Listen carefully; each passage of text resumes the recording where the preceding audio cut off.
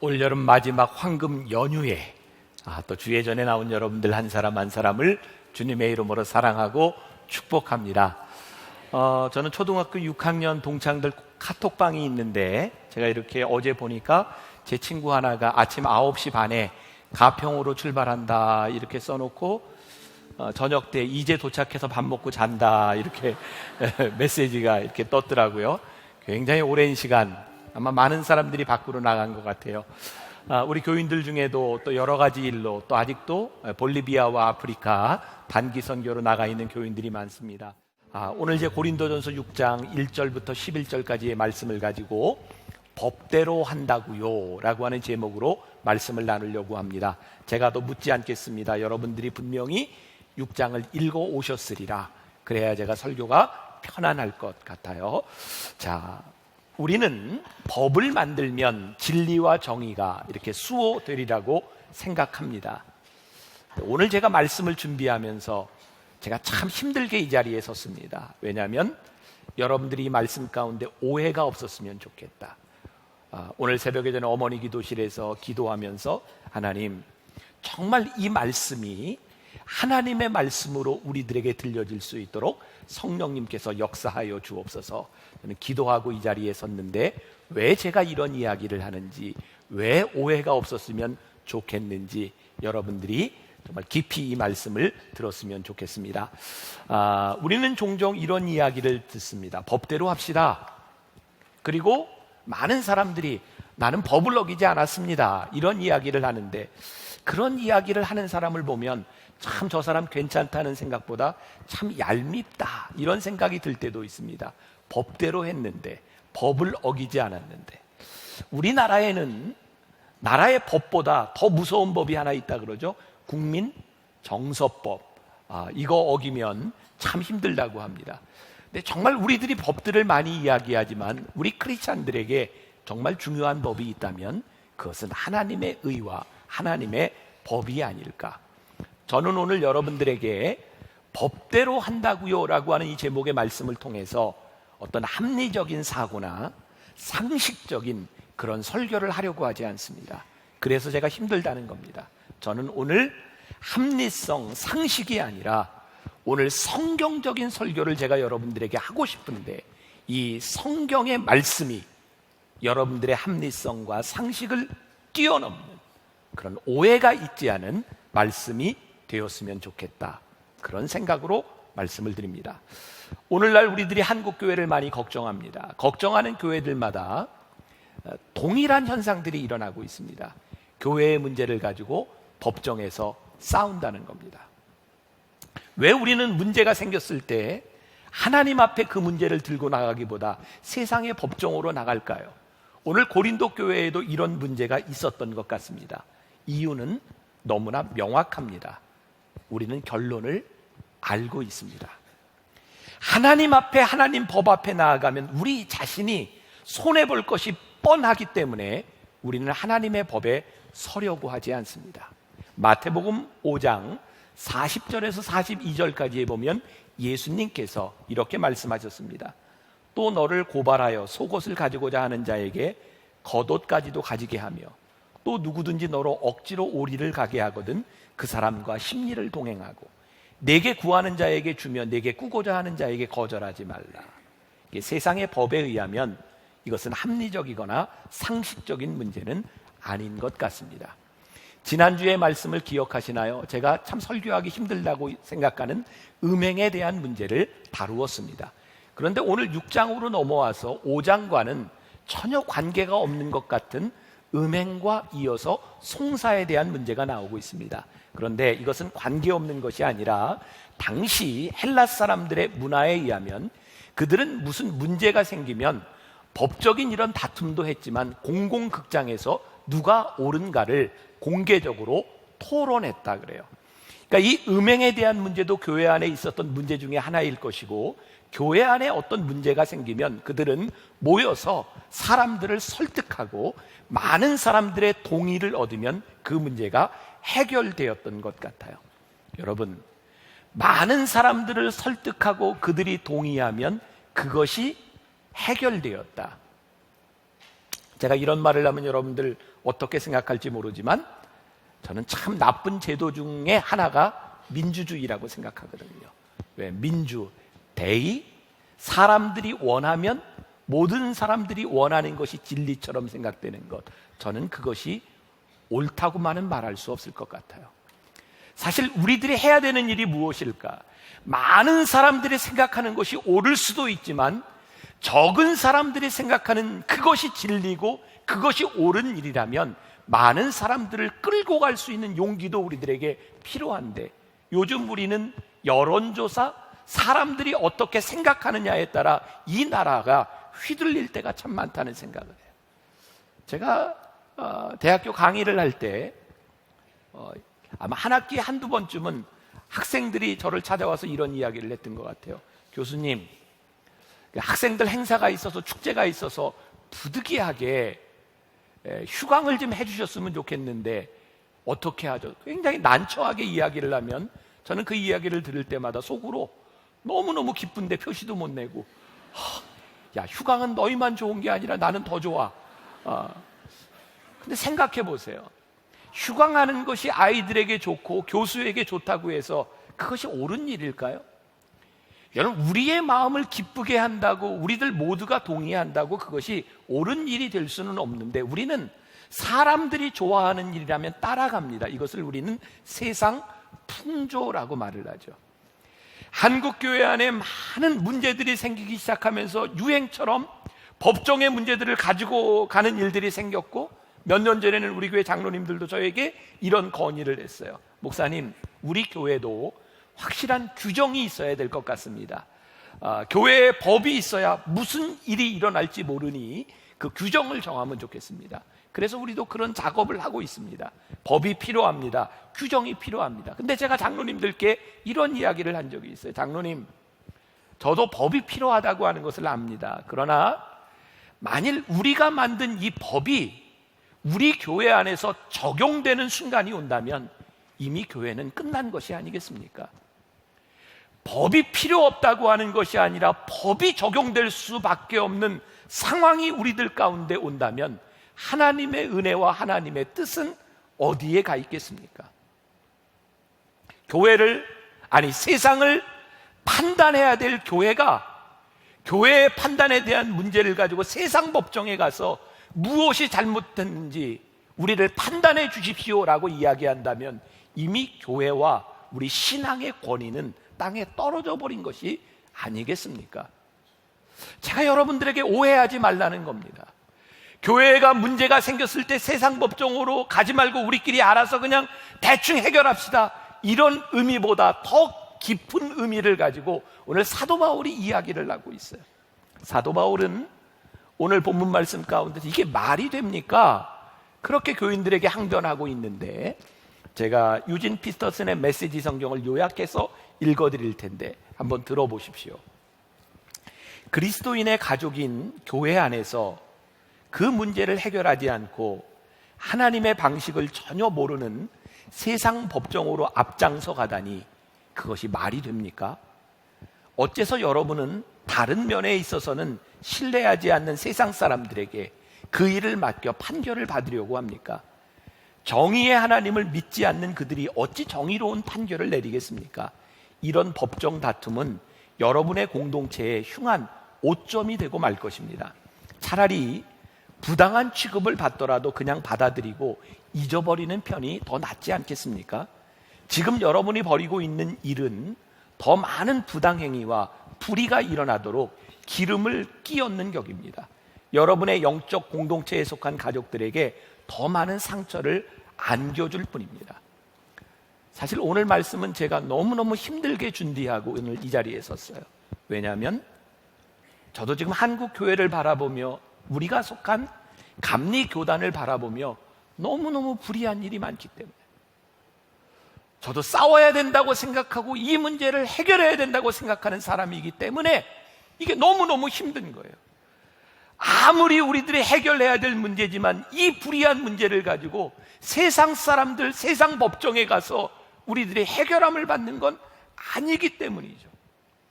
혹시 여러분들이 사도 바울의 이야기를 들으며 반론의 여지가 있을지 몰라요. 그러면 교회 안에서 일어나고 있는 잘못된 일들을 은혜로 덮자는 말입니까?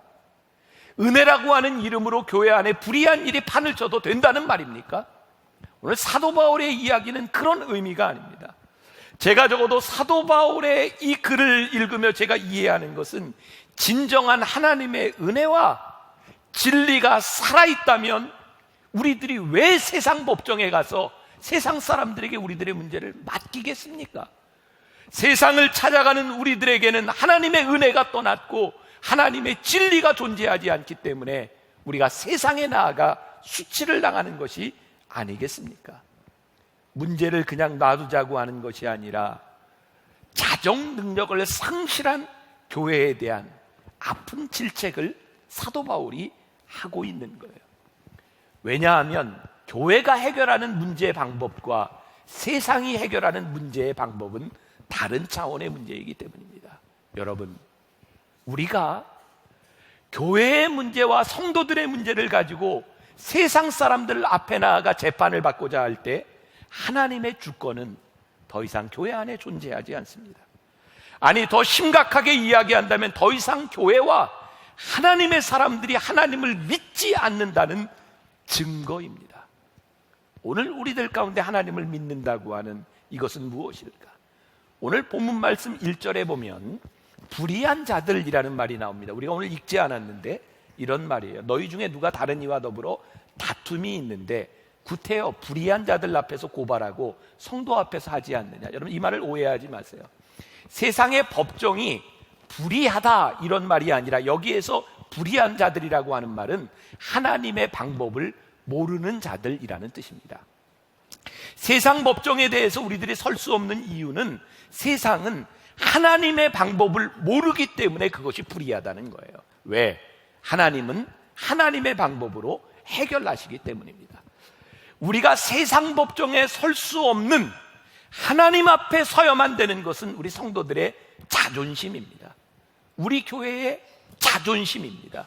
그런데 오늘날 우리들이 이 자존심을 잃어버리고 있는 것은 아닌가? 말씀을 준비하며 읽었던 어떤 연관된 예화인데 어떤 성질이 급하고 불평이 많은 한 남자가 있었답니다. 마을 버스를 타고 이렇게 가려고 버스를 탔는데 버스가 떠나지 않고 계속 기다리는 거예요. 불평이 생겼습니다. 이 차 왜 안 떠나는 거야? 참다 못해 운전기사에게 이렇게 소리를 질렀답니다. 이봐요, 이 똥차 언제 떠나요? 그랬더니 운전기사가 지그시 이렇게 말을 하더랍니다. 똥 다 차면 떠납니다. 이 사람은 그 순간에 똥이 되어버렸어요. 여러분, 우리들이 얼마든지 불평할 수 있습니다. 그런데 우리들의 자존심의 문제입니다. 우리가 세상 앞에 우리의 문제와 우리의 죄를 내어놓고 판단받는 순간 우리의 자존심은 어떻게 사라져버리는지 몰라요. 결국 우리들에게 정말 중요한 것이 있는데 우리들이 손해를 보느냐 보지 않느냐의 문제보다 더 중요한 것이 있는데 우리들이 성도로서 하나님의 자녀로서의 우리들의 자존심이 있느냐 없느냐, 이것이 훨씬 더 중요한 문제라는 거예요. 제 어린 시절, 제가 아주 어렸던 시절 저희 집은 무척 가난했습니다. 저희 아버님이 목회를 하면서 시골 교회, 어려운 교회, 저희 가족들도 다 가난했던 시절이 있어요. 제 기억에는 없지만 저희 부모님들이 개척하던 시절에 수년 동안 점심을 잘 먹지 못했던 그런 그 시대의 모든 목회하는 분들이 그랬죠. 그때 저희 어머니가 점심때가 되면 밥할 데가 없으면 군부를 떼셨대요. 왜냐면 지나가는 동네 사람들이 저 목회자 집이 먹을 게 없어서 굶는구나 라는 소리를 듣는 게 너무너무 자존심 상해서 굶지 않는다고, 우리도 밥을 한다고 군부를 떼셨대요. 제가 목사가 되어, 전도사가 되어 사역을 시작할 때 저희 아버님이 저에게 늘 하셨던 말씀, 목사는 모래바닥에 코를 쳐박고 죽어도 교인들에게 돈 없다는 얘기하는 거 아니다. 그거 목사의 자존심이다. 가난보다 더 중요했던 것이 자존심에 대한 문제였어요. 그러나 지금 시대는 돈 없어서 빼앗기는 자존심에 대한 문제가 아니라 가지고 있는 게 많아서 우리들이 버리는 자존심들이 있어요. 우리들이 쓸 수 있는 게 있고 돈이 있기 때문에 우리들이 성도로서의 자존심을 버릴 때가 참 많이 있어요. 성도들의 지혜는 세상의 지혜와 다른 것이죠. 세상에서 주장하는 것과 다른 것이죠. 하나님의 지혜의 기준은 용서고 하나님의 지혜의 기준은 사랑인데 우리들이 세상 앞에서 이런 것들을 잃어버릴 때가 참 많이 있어요.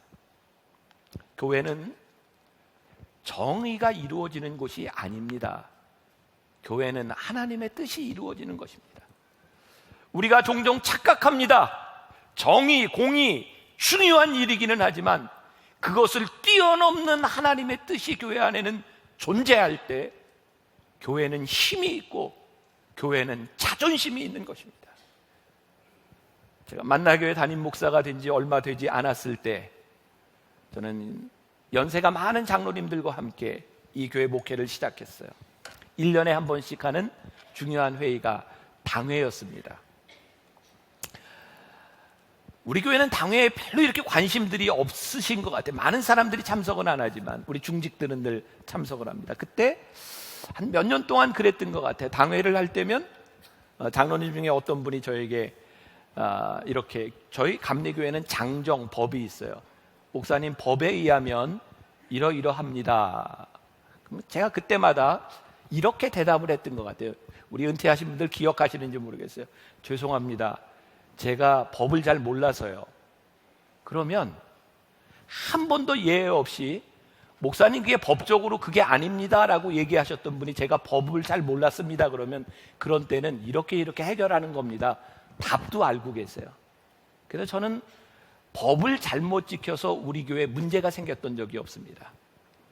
제가 회의하는 모습을 보고 있던 미국에서 와 우리 부목사님 중에 한 분이 저에게 이런 얘기를 했어요. 목사님은 맨날 우리 부목사들한테 열심히 노력하고 준비하고 탁월하라고 얘기하면서 목사님이 회의할 때 목사님이 법을 잘 몰랐습니다라는 얘기를 들으면 우리 부목사들이 자존심이 상합니다. 목사님 철저하게 준비하시고 우리 부목들이 도울까요? 제가 이런 얘기했어요.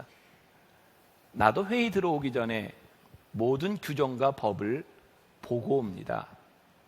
근데 나는 교인들이 법으로 이야기할 때 법으로 이기고 싶은 생각이 없습니다. 내가 법으로 이기면 그 사람도 나를 법으로 이기려고 하기 때문입니다. 교회는 법으로 이기는 곳이 아닙니다. 교회는 법보다 더 중요한 하나님의 뜻이 이루어지는 것이 교회이기 때문에 교회는 법을 뛰어넘는 곳이기 때문입니다. 이 말씀을 오해하지 마세요. 마이클 웰스라고 하는 사람이 하나님의 임재와 기도라고 하는 책에서 분노를 이렇게 표현합니다. 분노라고 하는 것은 마치 테니스를 치는 것과 같아서 한 사람이 스매싱을 할 때 조금 더 세게 치면 받아치는 사람이 세게 치고 점점 더 세게 치다가 한 사람이 실수할 때 끝이 납니다. 누군가 실패하면 누군가 승리하는 것이 분노입니다. 그러나 하나님의 뜻은 교회에서는 누군가 분노로 스매싱을 할 때 그것을 받아치는 것이 아니라 누군가 그것을 흡수해버릴 때에, 누군가 질 때에 승리자가 나오게 됩니다. 분노는 누군가 져야, 누군가 실패해야 되는 것, 점점 더 일이 커지는 것이지만 하나님의 나라는 누군가 그 분노를 흡수할 때에 승리하는 일, 그것이 하나님의 역사가 일어나는 것입니다. 교회는 싸워서 이기는 곳이 아니라는 말입니다. 사도 바울은 오늘 본문 7절과 8절에서 차라리, 우리 같이 한번 봉독해 볼까요? 너희가 피차 고발함으로 너희 가운데 이미 뚜렷한 허물이 있나니 차라리 불의를 당하는 것이 낫지 아니하며 차라리 속는 것이 낫지 아니하냐. 너희는 불의를 행하고 속이는구나. 그는 너희 형제로다. 오늘 여러분들 성경을 가지고 있다면 이 형제라고 하는 말에 동그라미를 쳐놓고 여러분들이 꼭 기억하세요. 저는 오늘 이 문장 가운데 제일 중요한 것이 형제라는 말이라고 생각해요. 고린도 교회 안에서 발생하고 있는 많은 문제들, 어쩌면 그리스도의 한 몸인 지체인 가정에서 일어나고 있는 문제였던 것 같아요. 육신적인 혈육이든 그리스도 안에서의 영적인 혈육이든 형제 자매가 된다고 하는 것은 다른 시각으로 문제를 보게 합니다. 특별히 사도 바울은 이 고린도 교회에 보내는 편지 가운데 종말론적 의식을 가지고 있었기 때문에 하나님 나라가 곧 임하게 될 터인데, 이 세상에 종말이 오게 될 터인데 너희들이 어떻게 생활하는 것이 옳으냐를 다루고 있어요. 요즘 계속해서 재벌에 대한 문제들이 나오고 있죠. 지난주에 제가 롯데에 대한 이야기도 잠깐 했지만, 이번 주에는 삼성의 비운의 황태자에서 이맹희 씨의 죽음으로 또 이제 삼성에 대한 이야기들이 나왔고, 얼마 전에는 현대가의 그 왕자의 난에서 뭐 이제 이런 이야기들이 많이 나왔던 것을 봅니다. 모든 그 싸움의 핵심에는 결국 돈이 있습니다. 거기에는 권력이 있습니다. 누군가는 이겼습니다. 누군가는 졌습니다. 제가 참 마음 아프게 보았던 것 중에 하나가 현대의 왕자의 난이었는데, 사남이었던 정몽원 씨가 자살을 하고 난 다음에 당시 실제적인 장자였던 정몽구 씨가 시신을 수습하는 장면, 그리고 그 눈물을 바라보며 저는 그런 생각이, 형제라고 하는 것은 저런 거구나. 싸워서 내가 이겨서 영광스러운 일이 아니라 아무리 이겼어도 그 문제를 해결하지 못하고 세상을 떠난 그 동생에 대한 아픔과 눈물이 저 안에 있구나. 형제라고 하는 것은 이겨서 문제가 해결되는 것이 아니라 내가 싸워서 이겨야 되는 것보다 더 소중한 것이 있구나. 사도 바울이 종말론적인 관점을 가지고 고린도에 있는 교인들에게 이야기하는, 너희들이 싸워서 이기느니 너희들이 차라리 당하는 것이 낫구나. 그 마음이 어떤 마음이었는지, 우리가 한 형제 자매라고 생각할 때 우리들에게서 어떤 일이 일어나야 하는지, 내가 편하자고 저 사람이 초라하게 보이는 것, 그것이 즐겁다면 우리는 형제가 아니죠. 내가 손해를 봤지만 저 사람이 이득을 본 것 때문에 기뻐할 수 있을 때, 감사할 수 있을 때 우리는 형제죠. 만일 남편과 아내가 싸우면서 남편을 아무튼 권위도 채통도 없이 다 짓밟아 놓고 같이 산다면 아내가 행복하겠습니까? 우리들이 살아가는 형제와 자매 혈육 그리스도 안에서 우리들이 하나라고 하면 우리들이 이기는 문제, 우리들이 금전적인 이익을 보는 문제가 우리들에게 그렇게 중요하겠습니까? 그래서 사도 바울은 이야기하는 거예요. 차라리 당하는 것이 낫다. 너희들이 차라리 당해라. 고린도 후서 1장 5절부터 7절까지 말씀에 베드로는 이렇게 얘기합니다.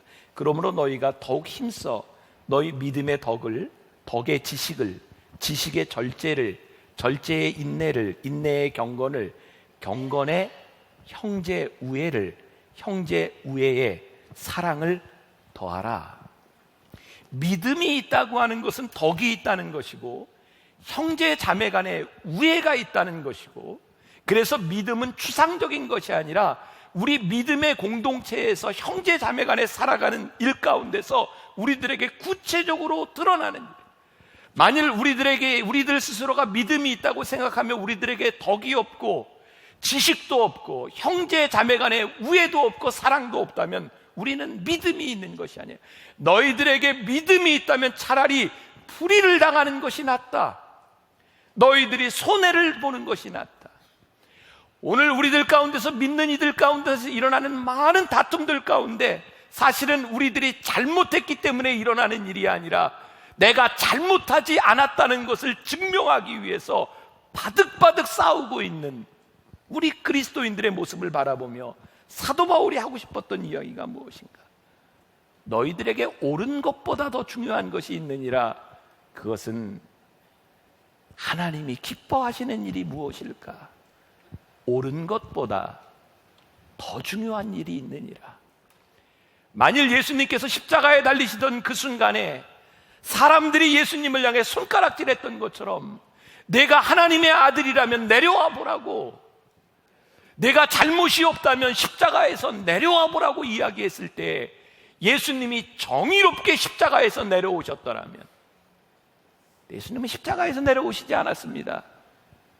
왜냐하면 주님의 정의보다 더 중요한 것이 십자가에서 이루어지는 하나님 아버지의 뜻이었기 때문입니다. 우리가 앞으로 배우게 될 내용이지만 고린도전서 9장 12절에 보면 사도 바울이 이렇게 고백합니다. 그러나 우리가 이 권리를 쓰지 아니하고 범사에 참는 것은 그리스도의 복음에 아무 장애가 없게 하려 함이로다. 사도 바울이 쓰지 않은 권리가 무엇인가요? 그가 배웠던 지식, 가말리엘의 문화, 그가 가지고 있던 로마의 시민권. 만일 사도 바울이 그런 모든 것들을 썼더라면, 그 권리를 다 사용했더라면 사도 바울은 그렇게 핍박을 받지 않아도 되었을 것입니다. 그러나 내가 이 모든 것을 쓰지 않은 이유가 있다면 복음에 아무런 장애가 되지 않으려고 내가 이것을 쓰지 않았느니라. 어쩌면 오늘 우리 한국교회를 향하여 하나님께서 우리들에게 주시는 말씀일 것 같아요. 너희들이 가지고 있는 마땅한 권리를 쓰지 않아야 될 일이 있다. 너희들이 마땅히 주장해야 될 그 주장을 쓰지 않아야 될 이유가 있다. 우리가 그리스도 안에서 형제 자매이기 때문이니라. 한국 교회사에 획을 그은 유명한 부흥사 중에 한 분이 김익두 목사님입니다. 이분은 유명한 황해도의 깡패였습니다. 힘이 좋았고 싸움을 잘하는 사람이었어요. 복음을 받아들이고 부흥사가 되었고, 그 당시에는 이렇게 차를 타고 다니는 것이 아니라 복음을 전하려 수십 리씩 걸어 다녀야 되는 상황이었어요. 한 무더운 여름날 김익두 목사님이 언덕을 넘어서 복음을 전하러 가다가 잠시 땀을 식히고 있었는데 어떤 술 취한 청년 하나가 김익두 목사님이 있는 곳까지 오더니 목사님을 무조건 때리기 시작하더래요. 너 왜 나보다 먼저 왔냐고. 둘이 시합을 한 것도 아닌데 때리더래요. 김익두 목사님이 그 청년이 때리다 지칠 때까지 맞았대요. 그리고는 그 청년에게 이렇게 말했답니다. 형씨, 다 때렸어? 그리고 손을 이렇게 덥석 잡았대. 김익두 목사님은요, 그 손 아귀 힘이 굉장히 센 사람이었답니다. 손을 딱 잡고, 나 김익두요, 예수는 내가 믿었는데 복은 자네가 받았네. 그게 무슨 얘기인지 몰라 이야기하니까 잘 못 알아듣겠어? 예수 믿기 전에 내가 여기에서 이런 일 당했으면 너 죽었어. 그런데 예수는 내가 믿고 복은 자네가 받았어. 그리고 술 취한 청년을 부흥회에 데리고 가서 예수를 믿게 하고, 그리고 복음을 받아들이게 했다는 일화가 있어요. 여러분 혹시 공공의 적이라는 영화를 보셨나요? 이 목사는 매주 영화 얘기만 해. 네. 오래전에 그 추석에 나왔던 공공의 적, 그 영화에 보면 어떤 페류나가 나옵니다. 돈 때문에 자기 어머니와 아버지를 칼로 무자비하게 찔러 죽인 페류나의 이야기, 그 범인을 잡는 이야기, 공공의 적입니다.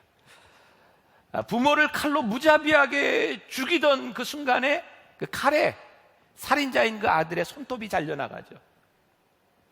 뭐 여러 가지 그 영화의 과정이 있지만 그 어머니가 죽어가는 순간에 그 아들의 손톱을 삼킵니다. 다 삼키지 못하고 목에 걸려 어머니가 죽습니다. 어머니의 행동에 공의가 없어요. 정직하지도 않습니다. 법도 없습니다. 그러나 진실을 밝히기보다 차라리 어머니가 그 아들의 손톱을 물고 죽습니다. 나쁜 자식이 자기 아들이기 때문입니다. 거기에 어머니의 사랑과 어머니의 성숙함, 차라리 내가 당하고 말지, 어머니의 마음이 거기 있습니다. 사랑하는 여러분, 우리를 향해 바라보시는 아버지의 마음이 어떤 마음일까요? 형제가 다투고 있어요. 하나님, 저놈이 잘못했어요. 저놈이 못된 놈이에요. 분명히 잘못했는데 잘못한 아들을 지적하는 정의로운 아들 때문에 하나님 마음이 기쁘기보다는 불의한 그 아들 때문에 마음 아파하는 것이 아버지의 마음. 옳은 자식 때문에 기쁘기보다 잘못된 자식 때문에 아파하는 것이 하나님 아버지의 마음이에요. 내가 가지고 있는 의, 내가 가지고 있는 사랑, 그걸 가지고 베푸는 일, 귀한 일입니다. 그러나 내가 가지고 있는 명예를 버리고 내가 가지고 있는 의를 포기하는 것은 더 위대한 일입니다. 불의한 자, 우리들 가운데 누가 완전한 사람이 있겠습니까? 그러나 우리들이 할 수 있는 것이 딱 하나 있어요. 불의한 것에서 벗어나려고 하는 우리의 노력입니다. 왜냐하면 우리들에게는 자존심과 명예가 있기 때문이에요. 얼마 전에 이 사회를 좀 떠들썩하게 했던 크림빵 뺑소니 사건이 있었어요. 어떤 남자가 만삭이 된 아내를 위해 크림빵을 사가는데 술 취한 사람이 쳐 죽이고 뺑소니를 쳤어요. 우리들은 그런 사건을 대할 때마다 이런 의문을 갖잖아요. 아니, 술 먹으면 사고를 치고 잘못될 수 있는데 왜 술을 먹고 운전을 할까? 게다가 우리는 종종 듣는 연예인들의 그 음주 사고를 보면서 아니, 저 정도 이름이 난 사람인데 왜 저렇게 술 먹고 운전하다 수치를 당할까? 우리들에게 참 이해할 수 없는 일들이 있는 것 같아요. 제 아내가 저에게 종종 이런 얘기를 합니다. 자기는 제가 바람필이라고 생각을 안 한대요. 염려가 없대요. 제 외모 때문이 아닙니다. 염려하지 않는 이유는 자기가 생각할 때 적어도 제가 만나교회 담임 목사와 목사라고 하는 직책을 걸고 있는 성직자의 명예를 포기할 만큼 어리석은 사람이 아니라고 생각한다는 거예요. 저는 그렇게 저를 믿어주는 아내가 고맙습니다. 사랑하는 여러분, 여러분들이 가지고 있는 명예가 무엇입니까? 하나님 아버지의 자녀가 되어서 우리들이 하늘나라의 백성으로 살아간다고 하는 그 명예 때문에 우리들이 지켜야 하는 것이 있는 거예요. 우리들이 온전하지 않지만 이 불의한 세상 가운데서 우리들이 지켜야 하는 것이 있는 거예요. 그것은 우리의 명예입니다. 우리의 자존심입니다. 우리들이 온전하지 않지만 거룩한 백성이 되어서 돌아와야 되는 것, 성도라고 하는 것은 눈앞에 보이는 이익과 우리들이 얻을 수 있는 것보다 그리스도인으로서의 명예가 더욱 소중하기 때문에 우리를 지키는 자존감, 그것이 우리로 하여금 세상의 법을 넘어가게 하는 하나님의 은혜요, 하나님의 법입니다. 사도 바울은 종말론적인 삶에서 이야기하고 있어요. 종말론은 강력한 신앙의 태도입니다. 하나님께서 지금 우리를 심판하실 때에 우리들에게 가장 시급한 하나님 앞에 심판대에 설 수 있는 우리 믿음의 자격을 생각하기 때문에 종말론적인 신앙이야말로 가장 강력한 신앙입니다. 사랑하는 여러분, 법대로 한다고요? 참 중요하고 옳은 말 같지만 우리들에게는 법을 넘어서는 것이 있습니다. 하나님의 뜻과 하나님의 정의와 하나님의 마음.